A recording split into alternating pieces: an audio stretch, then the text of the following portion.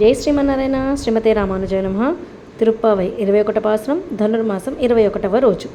ஏத்தக்கலங்கள் எதிர்பொங்கி மீதளிப்ப மாத்தாத்தே பால் சொரியும் வள்ளல் பெரும் பசுக்கள் ஆத்த படைத்தான் மகனே அறிவுராய் ஊத்தமுடையாய் பெரியாய் உலகனில் தோத்தமாய் நின்ன சுடரே துயிலெஜாய் மாத்தாருனக்கு வலி துளைந்து உன்வாசற்கண் ஆத்தாத்து வந்து உன்னடி பணியுமா போலே పోతియాముందోం పొగచిందేలోరెంబావాయ్. ఇవాళ పాశ్రంలో మన గోదమ్మతో పాటు నీలాదేవి కూడా చేరి కృష్ణయ్యని మేల్కొల్పుతున్నారు.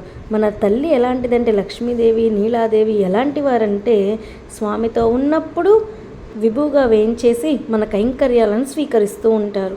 అదే మనతో చేరారనుకోండి, మనలోనే అణువుగా ఉండి పెరుమాళ్ళకి తాయారులు కూడా కైంకర్యం చేస్తారు. అలా ఇవాళ గోష్ఠిలో నీలాదేవి కూడా కలిసి కృష్ణయ్యని మేల్కొలుపుతూ నందగోపుని కొడుక అంటున్నారు. అంటే నందగోపుడి యొక్క సంపద గురించి తెలియజేస్తున్నారు ఈ పాసురంలో.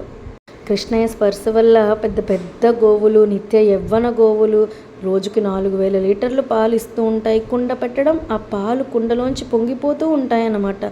అంతటి ఔదార్యం కలిగిన గోవులు అన్నమాట. అయితే గోవులు ఎన్ని ఉన్నాయో, గోవులు సమూహాలు ఎన్ని ఉన్నాయో లెక్క పెట్టలేమట నందగోపుడి దగ్గర. అంతటి సంపద కలిగిన నందగోపని కుమారుడా, నీవు వేద ప్రతిపాద్యుడివి, ఎంతో ప్రకాశంగా ఉన్న ఈ నీల మణివన్నన్గా కృష్ణయ్యగా అవతరించావు.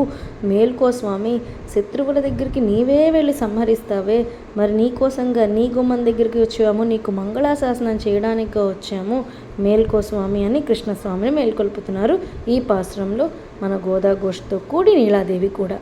ఆండాల్ దివ్య తిరువడిగలే శరణం. అడియేన్ రామానుజదాసి. జయ శ్రీమన్నారాయణ.